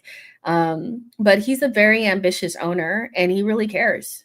And they look like a really good team. Bournemouth and Palace are extremely tough. Yeah, Bournemouth, we'll see with Bournemouth. I want to see how they replace some of these key players like Hoyson and their other center back and Kirkez, and what they do attacking wise. But Bournemouth are really well coached, and I think they did pretty well against Liverpool, all things considered. And they have Semenyo, so yeah, there's some teams that I'm not quite sure how we're going to play against them, because they just look really good. And Forest and Crystal Palace are those two teams for me so far. We'll need to up our levels. I actually think Forest are better than Man United. And so looking at the way that we played against Man United, we're going to have to lift our levels quite a bit. Forest have big ambitions. He wants to win the league, keeping Morgan Gibbs-White and bringing insane talent in McAtee, Omari Hutchinson, Louise, and Kellen Wendo, and Doy. Igor Jesus is crazy. They've had a massive window. They really have. So I'm keeping my eye on Forest, but when you have an ambitious owner and a good coach, you can do a lot of things in this league. So let's see. But that video of Morgan Gibbs-White haunts me. It haunts me to this day. I don't know what he did to him to make him say what he said, but that was fucking scary. That was fucking scary. Forest are also looking to upgrade their fullbacks. Forest have the second best defense behind us. They looked, this probably is going to sound weird, but the game that they played against Brentford, they looked a lot like us in 22-23. I'm not going to lie. Like, it looked a lot like the football that we played. It was really fast and direct, and they just looked incredibly fluid and like they've played with each other for a long time. Morgan Gibbs-White was brilliant, and Doy was really good. Elliot Anderson, really good as well. So we're going to have to get going, because we play them really soon. So yeah, Forest look good. I hope they all click at Forest, because y'all are worried about them. Let's see. Having ambitious owners and coaching is fine. Let's just see them do it. I mean, I'm not saying that they're better than us. I'm just saying that they they looked really good against Brentford, and I think they'll give us a hard time, so we need to be like wary of them, and we just need to start clicking fast. But I mean, did we beat them last season? We beat them at home, and then we drew to them away. And they're better now. So let's see. Jess, who's your favorite team to watch outside of the top six? It used to be Brentford, but I gotta let them go. I gotta let them go. I gotta let them go now. But probably I have to pick a new team now because it was Brentford all the way up until like last season. I loved watching Brentford. I actually am devastated about Thomas Frank. Devastated about Thomas Frank, I can't lie. That hurt me bad. Him going to Tottenham was like, oh, like, and then Mbumo was my favorite player out of the top six, and he literally went to the biggest op. And so I'm still mourning the loss of Brentford, but I feel like I'm gonna adopt Crystal Palace. Probably. I'm not a big Brighton person. No. But yeah. And Bournemouth were hard to watch towards the end of the season. They were good the first half and kind of weird the second half. So I think it's going to be Crystal Palace. I really like Glasner. I love Wharton. If I could get Wharton at Arsenal right now, I would. We don't really need him, but I don't care. We should need him because he's so good. So yeah, it'll probably end up being Crystal Palace.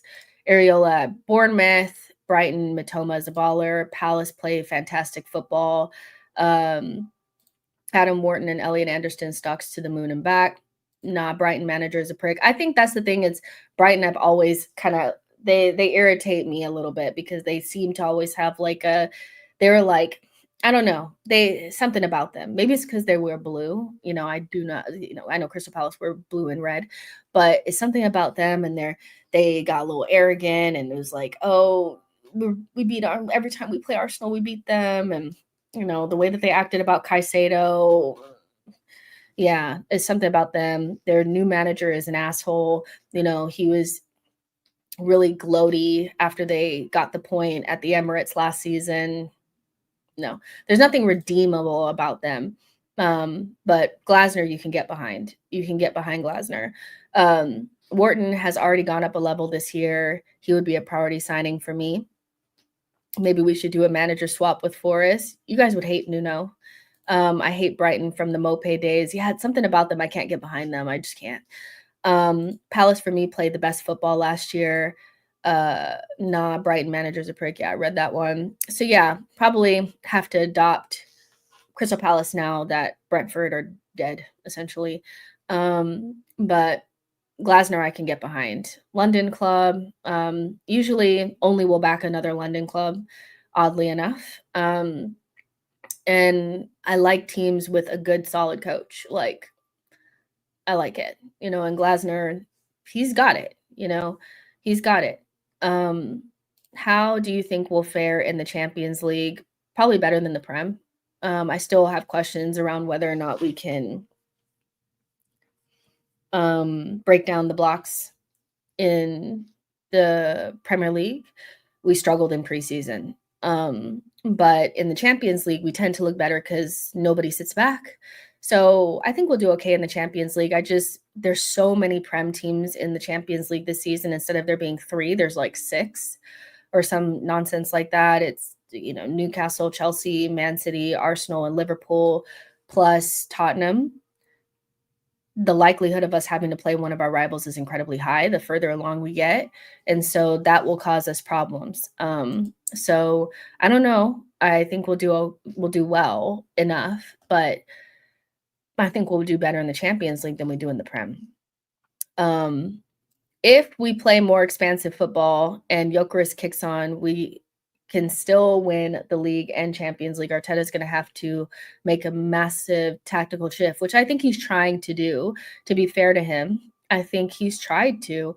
And we've seen the teething problems of trying something new with a group of players that for the last 2 seasons have been playing a very rigid way.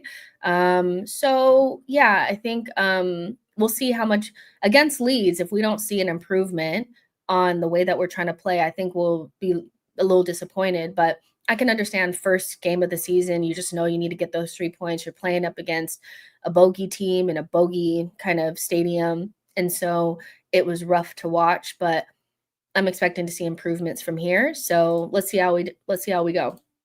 Jess, I'm so with you. We don't need Wharton, but I'd get him. Same goes for Baliba. See, here's the thing about the Baliba Wharton conversation, because I feel like you're either a Baliba or you're a Wharton. I feel like you either see the midfield through a Baliba lens or a Wharton lens. I feel like they're two completely different styles of player. Like Baliba is a great player, but if I had to choose one, and I guess maybe you could have a midfield that has both of them in it, but I just feel like Wharton is the type of midfielder I would want in my midfield. But Baliba is great, and I'm glad he didn't go to Manchester United. But I feel like you either love a Baliba or you love a Wharton. Because I feel like people that don't like Wharton are always like, Baliba's the one that we need. Baliba's the one that I need. And I'm just like, I think Wharton is like the perfect type of midfielder. But I think you could really build a midfield around the two of them. Hopefully nobody gets that idea, because that would be dangerous. No, I want both. They're perfect, the perfect complement. Baliba is like a Rice, Wharton is like a Zuby. Yeah, okay, yeah, I see that for sure. And once we got Zuby, I felt like Wharton was kind of out of the question. But if I was England, I would like my midfield would quite literally be Rice, Wharton, and Bellingham. Rice, Wharton, and a 10. I feel like it's just so obvious to put Rice in a double pivot next to a Wharton. Like, they like to put him next to these like more all action eights, but I think they need a passer in that midfield, and he's like perfect for that. I don't know why they don't do it, but whatever, man. I think Glasner would do better at Arsenal.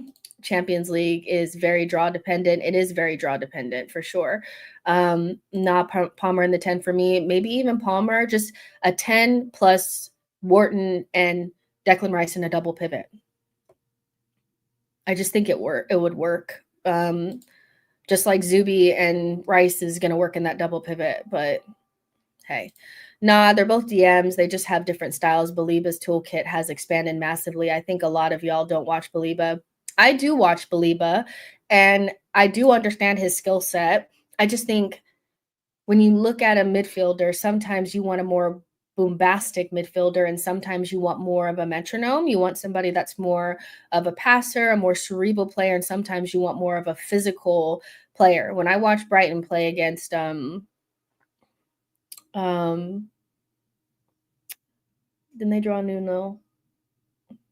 Fulham or whoever the fuck it was.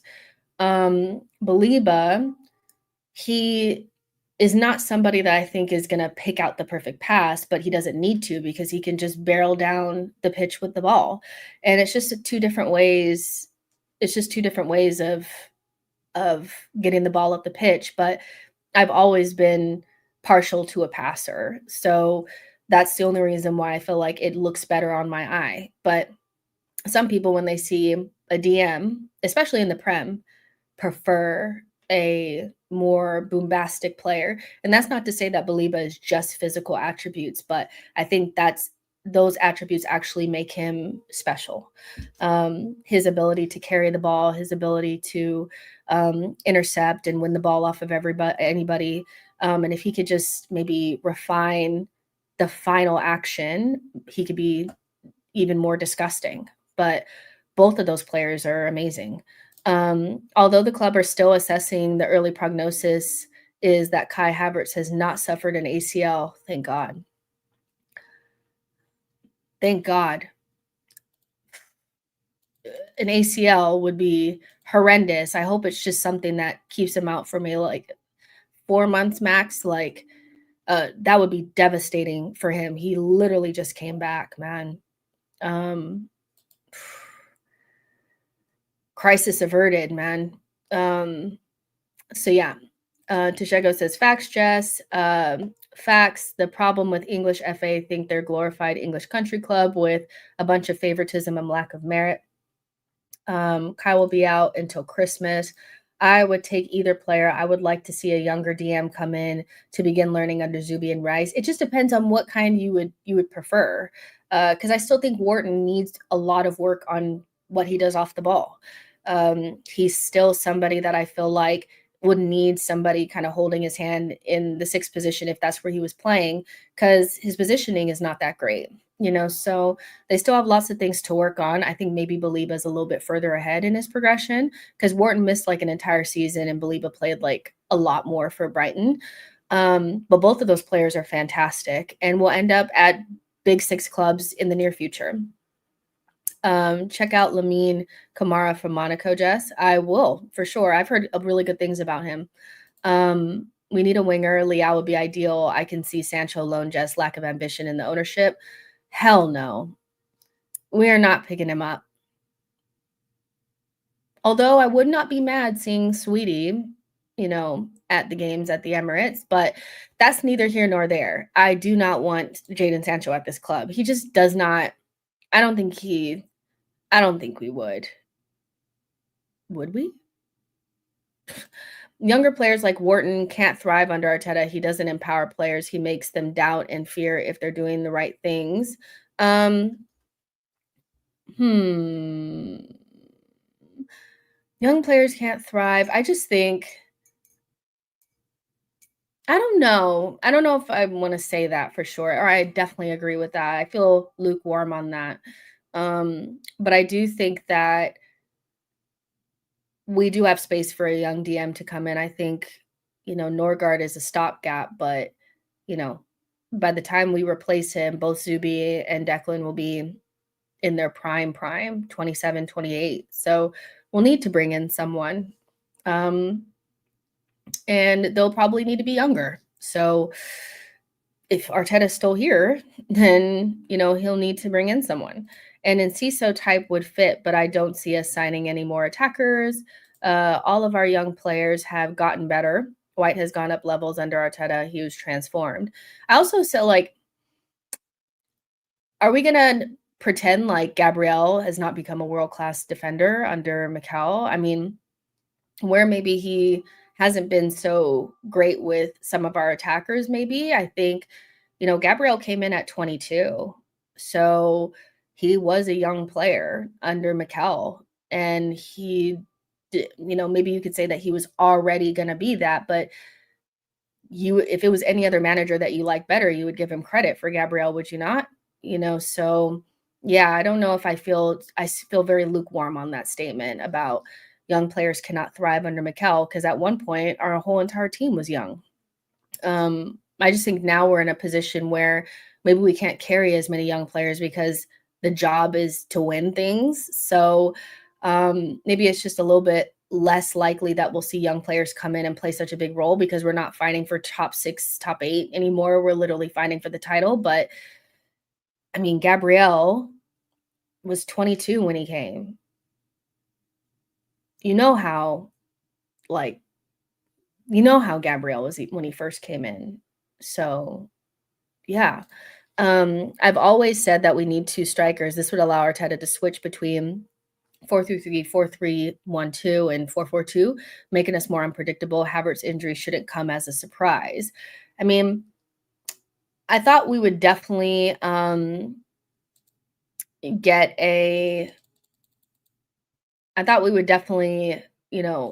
some injuries. I won't say that I predicted Havertz's injury, though. That would be disingenuous.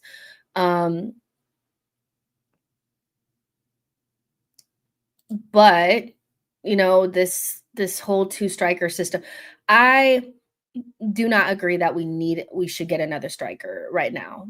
I think with Gyökeres and with knowing that Marino can play there as well, eventually Gabriel Jesus will be back, that we still have glaring issues for a starting position in other places, left wing. So that should be prioritized. But maybe in the future we'll need two strikers. I think you'll have to make a decision on Kai Havertz soon because he'll have 2 years left on his deal. You're going to have to get rid of Gabriel Jesus as well. So that'll open up the opportunity in the next window or two to bring in a striker. So we'll probably have that scenario anyway. But right now, in order to replace Kai Havertz, I don't actually think if we go into the market, we need to go get a striker. But I hear what you're saying. You want the flexibility to do other things for sure. And that makes sense. Indy is saying Rodrigo prefers Liverpool. Fair enough. He can prefer that. Like, we're not going for him anyway, so it doesn't really matter, does it? Breaking Tottenham consider offering Richarlison as a part of the Eze deal, and would then the move from Brentford's and then move for Brentford's Wissa according to. So Richarlison going to Crystal Palace and Wissa going to Tottenham? Is that what you're saying? I don't know. None of that involves us, does it? So yeah.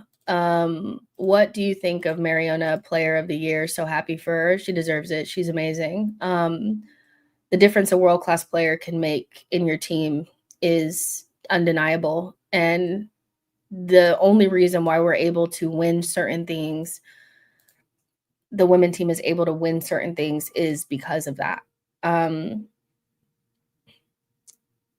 But so they're getting Wissa now, and they're gonna offer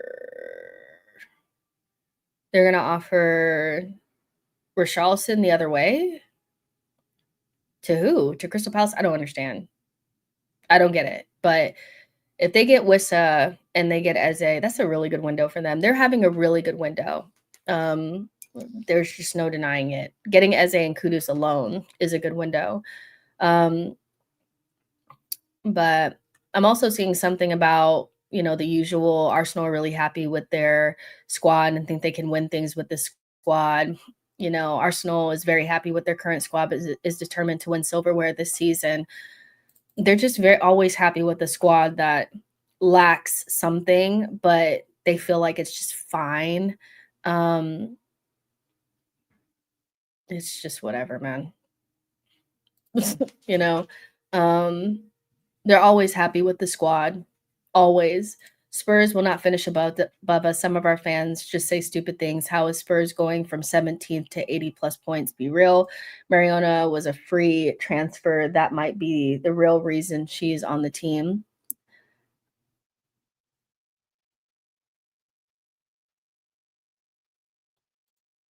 There's plenty of free transfers you can get, so we didn't spend the million like we did on Olivia, but that's just, you have opportunities. Like, we have an opportunity to probably bring in Rodrigo. You just have to take it, whether it's free or not, so I get what you're saying, but they also spent a lot on Russo. Russo was a world-class striker at Arrival, and we took her for $1 million, so Arsenal women have done several things, including getting Olivia. That shows me that they understand that top quality in the attacking positions is the difference, so yeah. Spurs will be in the top 6 somewhere, I believe. Sometimes I genuinely feel like we're in a Truman Show because ain't no way life as an Arsenal fan. We won't get 80 plus points with the attackers we have, and also considering everyone in the Big 6 has massively improved. The only reason why we didn't get 80 plus points last season was because of our injuries. We had these exact same attackers 2 seasons ago, and we hit 90 points. So I kind of get what you're saying, and I understand that our attack isn't as good as other teams in the Big 6, but I just don't see us not getting 80 points outside of, like, we literally had an injury crisis in those attacking positions. We'll definitely get 80 points. But will the Big 6 games maybe be a little bit more difficult? Yes, but you also have to consider that there's probably some games that were difficult last season that won't be as difficult this season. I don't think they'll just be like a million better teams this season. I think maybe Spurs will be better and United would be better, but how will Newcastle and Aston Villa be? Those were the teams that were giving us problems last season. So I think, yeah, I get that. So Olivia signing is equal to the men getting a left wing. It's so frustrating. The window of opportunity has closed for us. Let's see, making these bold claims like no 80 points. We'll see. I don't like talking like this without any real rationale. You haven't seen anything to be as negative as y'all are. City, Spurs, Chelsea, Liverpool won't finish above Arsenal. Stop the cap. Right now, I only really think for sure like City and Liverpool will finish above us. But Chelsea are going to be a really difficult team. And I just think about, will the decisions that Spurs and Chelsea have made off the in the off season or whatever in their transfer window, will that make it easy for them to beat the small teams home and away?